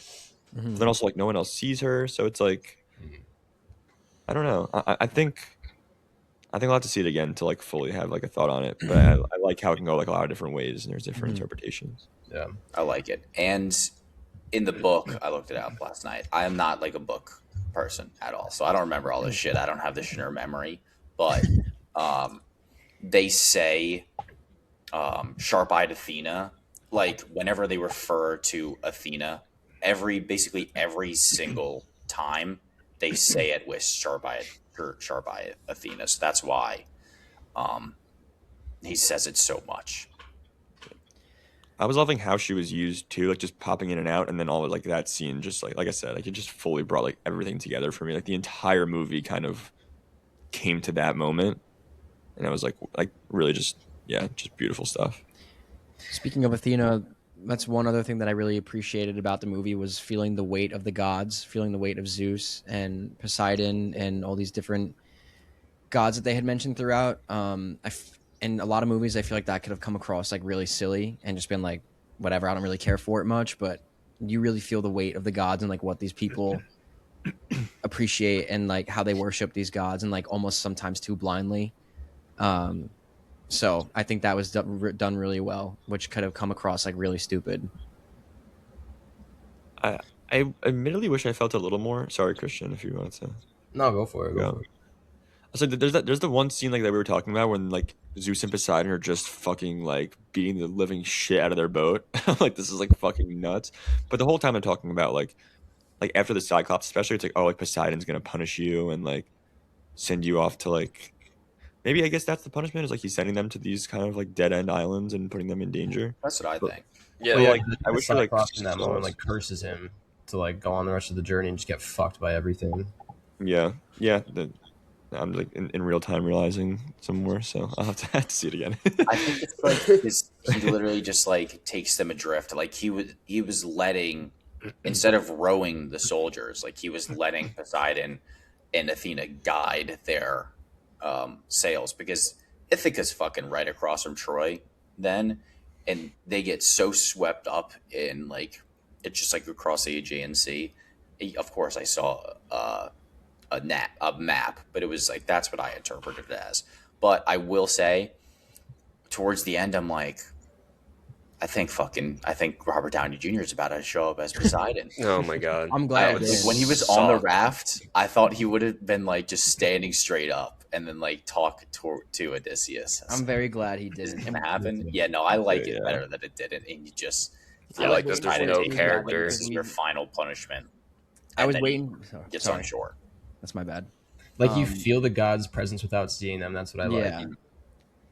I was waiting for it too, Jagger, because we talked about it like last week, and I was like, I'm kind of hoping they don't show a god because it'll just kind of take the weight off of it that I felt during the movie. I just thought showing Athena so early, I was like, oh, we're gonna get some gods, maybe. but then she was the only one, so I was like, okay. We didn't even talk about Calypso, did we? We haven't talked about Calypso. We haven't talked about the ending, so let's go Calypso. Yeah. This is the same actress from, is it Mad Max, right? Charlize Theron. Yeah. So, She's fine. What'd you guys think of Calypso? Speaking of, quickly before someone else can go, I was showing Jagger. I actually just got tickets to see Mad Max Fury Road at this theater around here, and Charlize Theron's gonna be there, like to actually like introduce the movie and everything. Should give her a fucking lotus flower. I got that right before the Odyssey. I'm like, fuck, let's go, Charlize. And she was barely in it, but it was cool. Someone else can go. I thought she was fine. She's beautiful, that's for sure. I think I think she was great, and then but those scenes provide me with on second watch so much more like context and appreciation for them, that she was literally like feeding him, and he was willingly taken in because he didn't want to remember like the war, all the soldiers he lost, how long he's been away. Like he didn't want to deal with that. Like, and that's like, I guess depression, PTSD, like so many things mixed up in that scene. So Calypso is like a huge part of the story and and I think she was like, whenever she was like, like we loved each other and all that. Like I thought that was really well done, and I like the way that I'm not the biggest fan of Charlize, but I think it was a great role. Totally agree. And I think like piecing that together with the nonlinear storytelling really worked for me. I had no fucking idea that he was there for 7 years. I had like, so it was like 3 years for the trip, and then that I was like, holy shit. That was also something that was a little bit different from the original story, which like again, like I don't really mind the changes. I think a lot of them were. I mean, it was pretty much like. I thought it was an incredible adaptation and like a really great interpretation of the story from Nolan, but something like in the original is like he's literally like a sex slave of hers, and they're like, so they're just like, you know, fucking all these years, and then same with Cersei, I believe. But anyway, like he's with Calypso, and then after he leaves Calypso, he goes to find these people that are like, I think they're called the Phaeacians. I don't know if I'm pronouncing that right, but that's like who he kind of sets up camp with, and is like telling all the stories to. Instead of just being with Calypso the whole time and then like leaving straight from there. So again, like just kind of a tidbit, like nothing really crazy. Yeah, I like that they combine those two characters. So do I. Yeah. Together then, and it made it more impactful. Like she did really care for him and wasn't just a sex slave. Because, I mean, even though it's rated R, I don't think that would have worked all too well. Yeah, no, I think it was a good change. I think it worked out well. Damon on a leash. Except they had Odysseus fucking Penelope with Telemachus in the room and start. Yeah, what was that? What was that? That's funny. Interesting. Jordan. Yeah. Bringing back vengeance. What does that mean? Oh my god. What do you mean? I'm bringing it all. You talking about Damon? I know what scene you're talking about. I thought that would have easily been Jordan's favorite scene in the movie. When he like becomes the beggar. When he's like, "Are you bringing back vengeance?" He's like, "I'm bringing it all," and then it just goes boom, and then it cuts to the next scene. Oh my god, dude! That was the meanest mean mug. I actually felt like Giannis Antetokounmpo in the theater. So I read your review. I like read the first sentence of your review, and every time there was like a tough sequence, I kept like thinking of you just being like, dude, like just crazy. Mean mugging the fucking screen. It's not even intentional either. It's just like a natural reaction that I had that I noticed I was just doing the whole movie. And there were a bunch of times too where I was so stressed and antsy that I actually physically sat up, and I saw someone was like, I lost count of how many times I sat up during the movie. I must have sat up like at least 4 or 5 times. One thing that I want to touch, 2 things I want to touch on, a negative and a positive. It's not really a negative. I was kind of let down with Tom Holland's performance, to be honest. I feel like there's been so much noise, like, oh, Tom Holland delivers his best performance ever, da-da-da-da. Yeah, it was probably his best performance ever, but, like, what does he have it to compare to? Like Spider-Man Homecoming? I like No Way Home. No Way Home's performance better than this, though. Yeah, okay, sure. Yeah, that's I would probably agree with that. I thought he was fine. Negative. Yeah, I think that's more of a negative. I think, like, when he was with John Bernthal's character was probably, like, his best part, which, like, I guess just, like, context of the story, that makes sense. But, like, I don't know. Like, some of his best parts were, like, just him kind of staring with, like, you know, a blank face with, like, a tear rolling down, which is, like, yeah, it's not, like, easy to do. I'm not going to sit here and be like, oh, anyone can do that. But, like, I didn't think he was, like... So I thought he was great. When I said enough, the dinner is over. Like that was like I was like I could fucking yell like that. Like it's literally no problem. The feast is over. Yeah, he was kind of a little boyish to me, which like he's supposed to be. No, I get it. I just think like I just thought it was like flat. Like it was just like yeah. I thought in the second half he like picked it up. Like, he was better in the second half. He wasn't bad. I didn't think he was bad. He just wasn't great. He was good. Middle. I think he was good. I think he was fine. To me, I think he was good. He was average. Like I don't think it's fair to say, like critics are gonna go out there and say like, "Oh, Tom Holland was bad in this movie." I don't think it was bad. No, that's not fair. But I've been hearing like Tom Holland fucking delivers. Like I thought he did. I thought Tom Holland does not fucking deliver. Speaking of not delivering, John Bernthal did not deliver. Get the fuck out of here, dude! I was waiting for him to say, "Let me tell you something." The entire movie. Oh my god! I was like, he was talking to Tom Holland's character, and he was like telling him something about like Odysseus, and I thought he was gonna be like, "Let me tell you something, man. Your dad is dead," or like something like that. Like I was just waiting for it, and they didn't say it. I was like, "What the fuck?" Like it just got edged. He took me out of it a little bit. Yeah, for sure. The scene that I absolutely loved though was when Telemachus, I think, was leaving Pylos, whatever it is, and he was like making his way back to Ithaca, and then he like I don't know if it was in Pylos or like he stopped somewhere else, but when Odysseus and him like meet up and he's the beggar, and then like they meet, and then the beggar literally just takes everybody out. Insane. Dude, so tough. He literally just like shoves the knife, like pushes the knife through his. Listen, I already spared an old man today. I don't know if I'm gonna spare another. It's so good. So much aura. And then like the moment Telemachus realizes that like that's his father, like that was like right after that was awesome. No, he doesn't know. He doesn't know him until he walks up into the palace, like toward the palace, like, and the dog rests, and then that's a great Tom Holland moment. Whenever like he's like the subtle tears, and he's like oh welcome, like a welcome home beggar or something like that. Like that moment, that's Tom's greatest scene. I like the dog. I like the dog thing. I don't know. And he's like, "Oh my god, you're Odysseus. You're my dad," and I was like, like that was all right. You're Odysseus. I don't know. I feel like a decently big part too is like the bow. I thought the bow shit was so sick. Also, when it's like, I mean, they did it a couple times when it was like do on the piano, and then he like rips the bow. He's the last. I think that easily could have been so corny, but it was so fucking sick. Dude, my theater erupted. They erupted. It was awesome. At 2 p.m. It was fucking unbelievable. That was a thing that like I didn't really remember a lot of like the back half of the book, but as we were getting closer to that moment, I started to like remember things, and I'm like, holy shit, he's about to fucking string the bow again. Like, holy fuck, here it comes. He's gonna string the fucking bow. Whoever did the sound effects for this, great. Oscar for sound, right? There's no way. The back of the bow, I'm like, Jordan? Oh yeah, there's no way I can bend that bow all the way back. Like I think like he's the only one that can do that. It was awesome. Some of them, I don't know. I mean, okay, Jordan.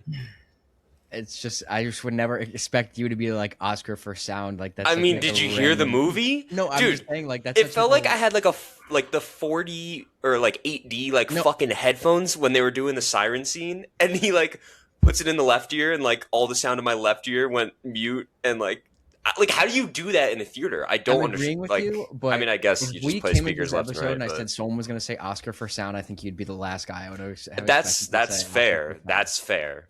But I mean, it was fucking insane. I literally like the first scene that was like super like insane sound.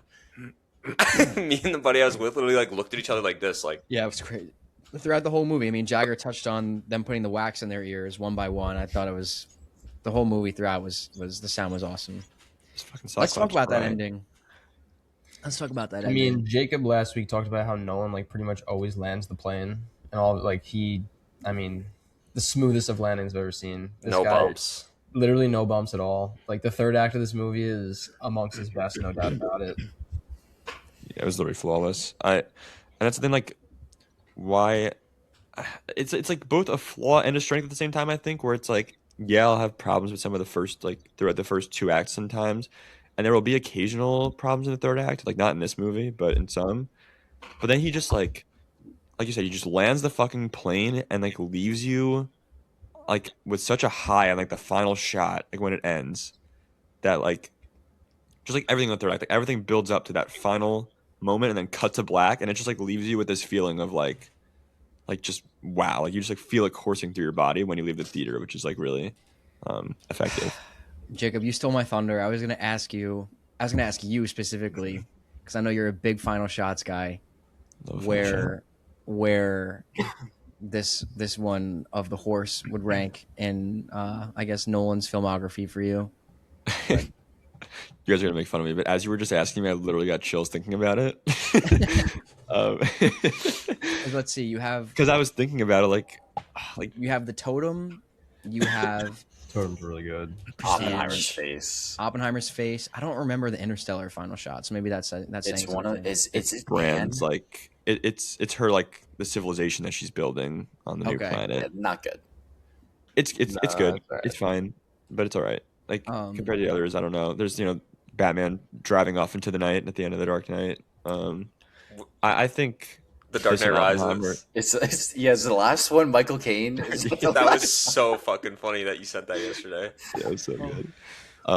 I think this and Oppenheimer stand above the rest because of, I think, just how like deep and meaningful they are outside of like I said, just how the fact that the whole storming of Troy and the Trojan horse like is recontextualized throughout the movie as we progress is just like, it's so beautiful, and it like is the core of all the themes that Nolan is trying to portray. And then the fact that we like end like finally, because we keep seeing him multiple times throughout the movie, like on those stairs looking up, we don't really know what he's looking at, and then like to end it on that, seeing everything like just really yeah, like it's not only just like a really cool final shot, but it actually like brings all the thematic elements together really beautifully just to close. It's up there. I think top 2, yeah. Wow. I was also gonna say, if we're talking about the ending, well, I know Jordan mentioned, or you guys mentioned, like the when they push the knife into the guy's throat. Not even the best attack on the throat in this movie, because that probably got the biggest crowd pop was when I think it was Corey Hawkins is the actor, when he got shot in the neck. He's like, "You're Odyssey," and then just like fucking Fuck him. everyone was like, yeah, like, everyone was fucking screaming and We clapping. didn't have and, that. like, I wish we didn't No, have the I crowd. hate Oh my that. God, I Dude, hate I had a that. I couple hate that too. it was crowd nuts. pops. It was I'm happy I awesome. didn't. We had a Um, lot of clapping when the credits rolled, though. I will say That's fine. That's fine. It's cringy, but it's fine. And for a movie of like this magnitude, I'll allow it. But like Project Hail Mary got claps, and I was like, this is the dumbest fucking thing ever. Come on. Oh, Dude, I was literally like sitting in this like this whenever the bowstrung, and then everyone like erupted, and I'm like literally sitting here like this, not clouding, just like laughing. I sometimes, if I'm enjoying it, like the movie, and I enjoy the scene, then I enjoy being in the crowd with it. But I won't like actually do that during the movie. But like in a moment like that, when everyone is like screaming, I'm like, okay, this is actually really like just a really cool theater experience. Like I wouldn't actually do that. Did you guys get a lot of laughs? Like 1 or 2. Yeah. Maybe. I think one it was maybe. like 3. Yeah. Can we talk about the entire final, like the whole fucking fight at the end? Absolutely. Yeah, I was sorry. You want to go? No. Oh, okay. Lead the charge. Lead the charge. I'm Odysseus today.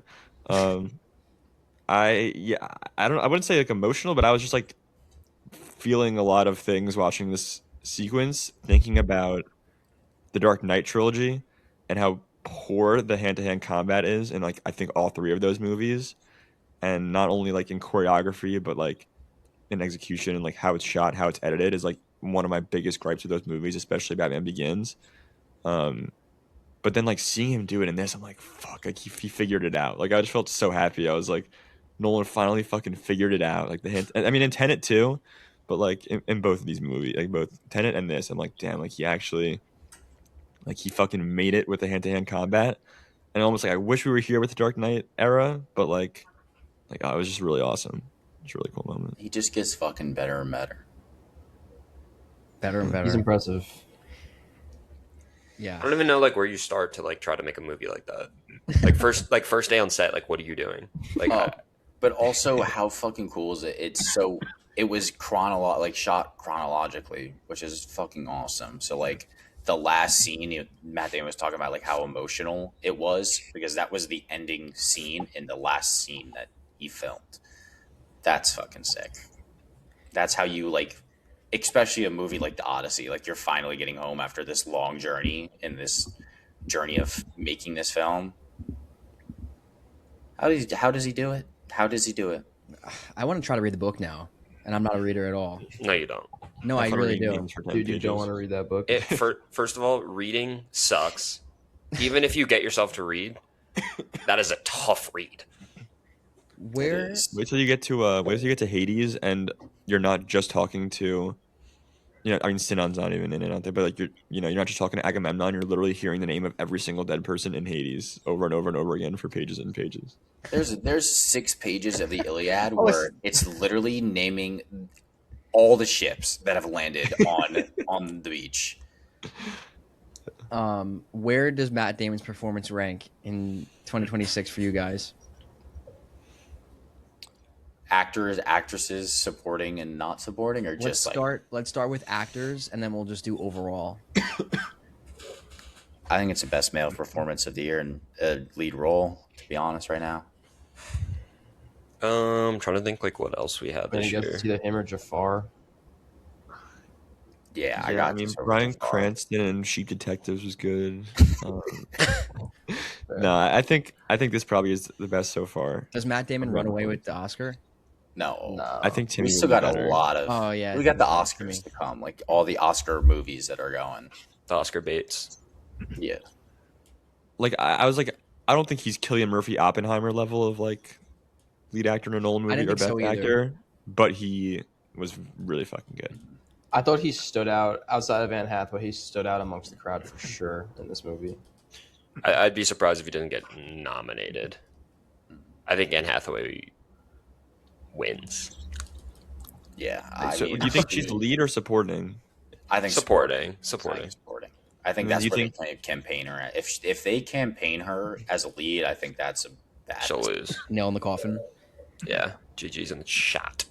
Do you think Indy Navarrete is lead or supporting if she were to get a nomination? Ooh, Lead. Definitely lead. 100%.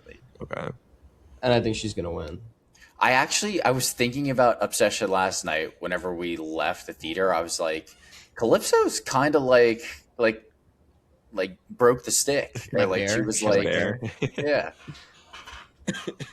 Now the real question is what's the best movie of the year? This or Obsession? And those are two hard movies to compare. I mean, they're completely different. Yeah. Exactly.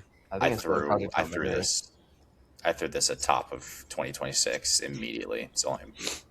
I mean, I'm the only one that actually spoiled my rating, so sorry about that. No, That's Chase why did it's too. only my only 5-star of the year. For sheer spectacle, I'm such a sucker for spectacle. I think I like just what probably went. This has into got to be this the best movie of the year, right?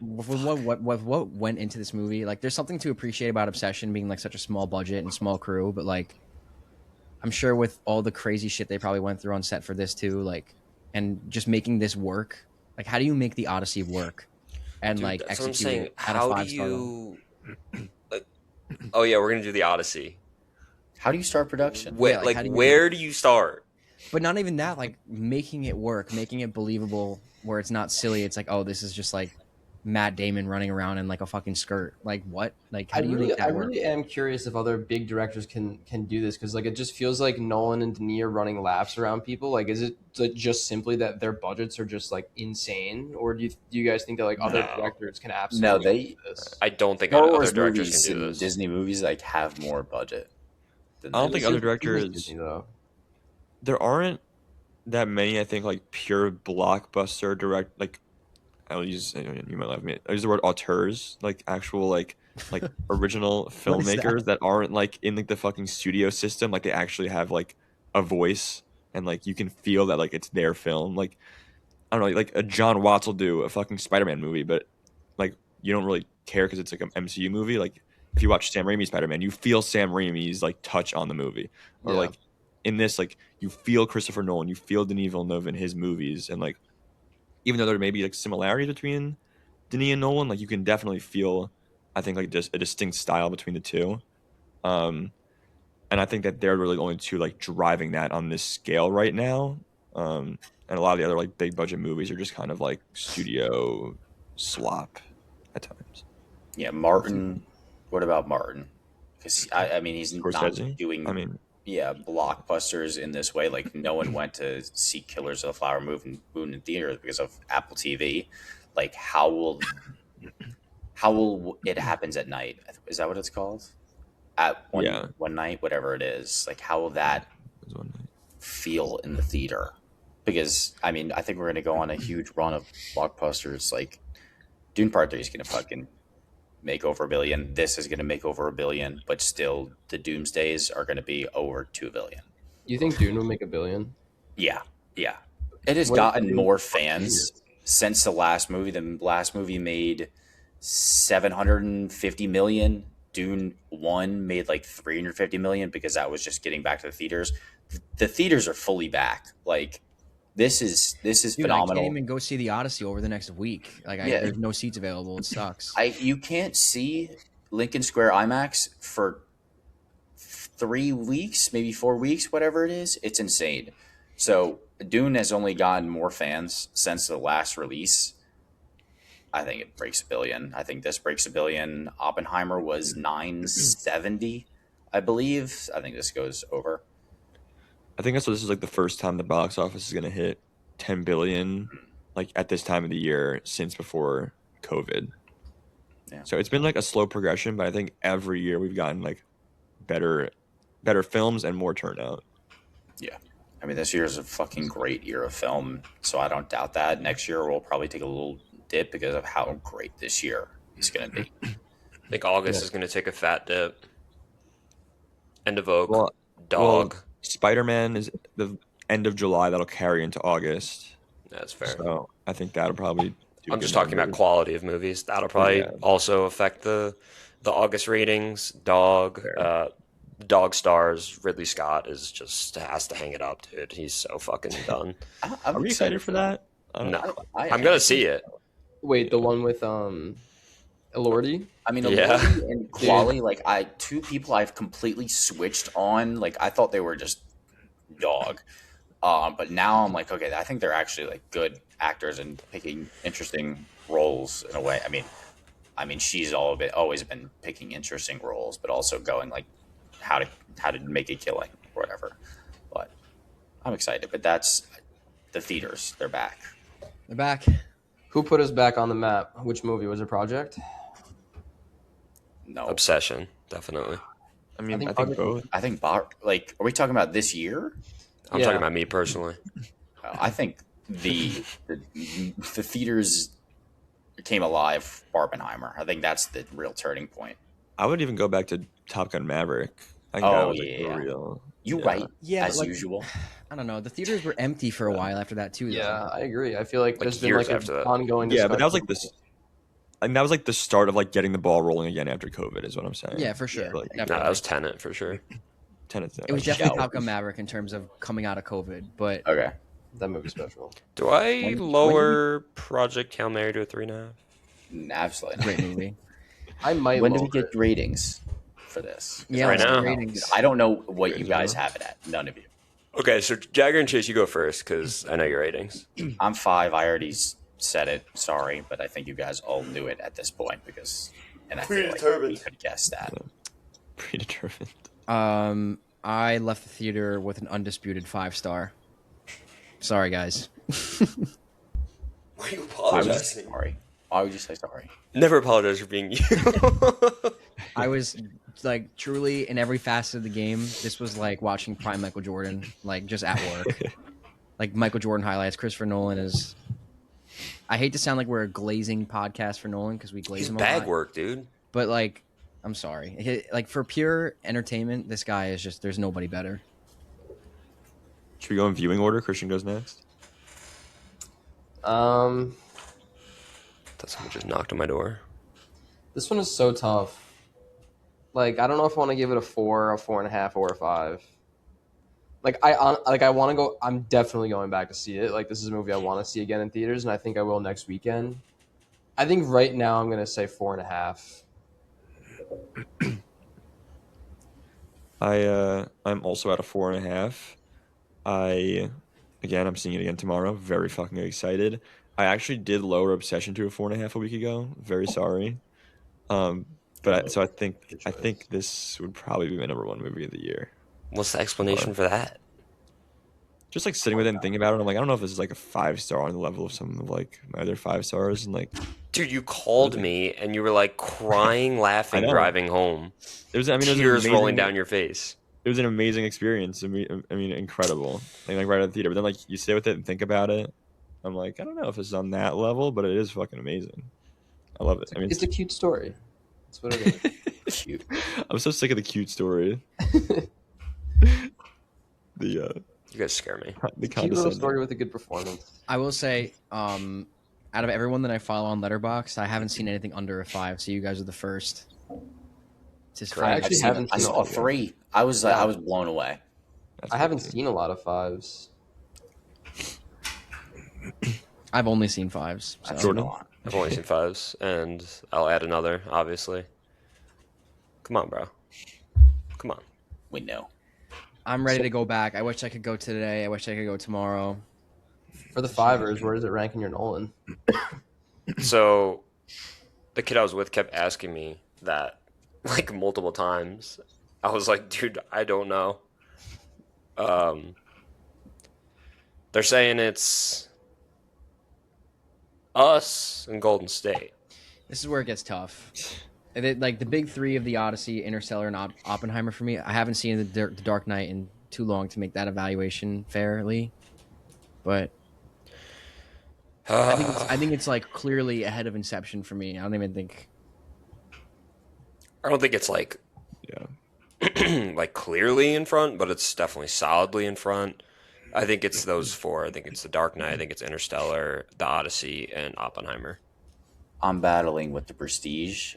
I think it's better, but I don't know where Prestige is in my top 100. So I'm a little scared to see where Odyssey is going to pop up in my top 100. This is better than the Prestige. Come on. For me, That's my really- subjective movie opinion. Your subjective better- opinion, He'll- you agree with me. He'll never Better have. than Joker? He'll never let you have an opinion, Jagger. I'm sorry. No, I just No, think I was, Jagger I was agrees. the one bashing I think- people's opinions. Not actually, like playfully, over the last week or 2, whatever. I don't- Sure. mean- Would you have your rating queued up? I just did it like 2 seconds ago. Holy fuck. Tell me he has like 2 paragraphs written out too. No, it's one sentence. I just said Third Act for the Ages because it is. It's literally the best, it's literally the best he's ever done. I'm not trying to dissuade you I'm from. really scared to hear my dad's thoughts on this movie. Oh boy. Do you even like it? It's too fucking long. Cole and Savannah didn't like it. They didn't. Really? No. Cole doesn't like anything. Yeah, I was gonna say Christian doesn't like anything, and neither does Cole. I'll read you his thoughts. He said, didn't like it, bad acting, editing had no rhythm or sense of pace, confusing and too plot-centric, thought it was messy. I liked Cyclops' cave scene, I thought it was awesome, and I liked the witch scene. I think Damon had his best overall performance, which saved a lot of other really bad performances. We're out. We're out on your brother. It's fine. I will say Editing. it is Editing is like crazy. cut up like insane. Like there's so many cuts in this. Like we don't like there's not a lot of scenes where we sit with characters uncut for a while. And I know that like there's 3-minute mark is like the max with the cameras, but we didn't get close to that. I think the longest one was on the Sun God's Islands where he's like, I wish I could have saved you guys, and then it cuts into Athena. Amon Ra St. Brown's Island. What? Yeah. So I kind of not agree. I don't think it jumps around as much as like Oppenheimer does, with like the fast cuts and everything. Like there's definitely more time. Like there's like longer scenes in this for sure. But I think that is one thing with the Nolan movies that tends to maybe like holding back a little bit is that we're not just like kind of sitting. can we take a look For a at second, I can want we to, take like, a it look at Christian? Sorry. Look at his phone in his face. Good I don't mean to podcast. cut you off. Oh, I think he's on the phone. Yeah. Anyway, I like to like sometimes just like sit on a shot a little longer. I think it does cut a little bit fast, but I think it's like edited very well and flows nicely. I can't believe the editing complaint there was a little. I was like, no way we're complaining about what is it, Jennifer Lame? I think her name is. She's like literally unreal. I'd also like to see her maybe even like direct a movie or write a movie because she's just like that good at editing. I feel like she's got to be like probably a good. She's like a really good storyteller. So good. What a movie. I mean, we just talked about it for an hour and a half. Sure. yeah. 3 5s. 2 4.5s, and 5 people who want to go back and see it again. Jacob will see it tomorrow night. We'll see if it changes anything. Hopefully, Christian and I can see it next weekend. Jordan, are you planning on going back or no? Katie wants to see it, so probably, honestly, at some point. Okay. And Jagger, you're definitely going a third time, right? Yeah, I'd like to go. So I've seen it in IMAX 70 IMAX. I would like to take Sophia to go see it in like this one of these cool theaters down here and see it in 70. Okay. So yeah, after a year and a half of waiting for the Odyssey, our Odyssey review is complete. It's crazy to say. I'm sure we're going to have a lot more to say on it in future episodes. Just I'm sure it will always pop up. One of those kind of movies. And yeah, so that's been our review of the Odyssey. Thanks for tuning in. Make sure to stay tuned next week for a Spider-Man preview I think we're doing for Brand New Day. I'm not sure if that entails reviewing the whole franchise or whether it's just the Tom We'll Holland leave it up to me. films. But yeah, so stay tuned for that. Make sure to follow us on TikTok at the Watchlist Podcast, and we'll see you guys next week. See ya. See ya.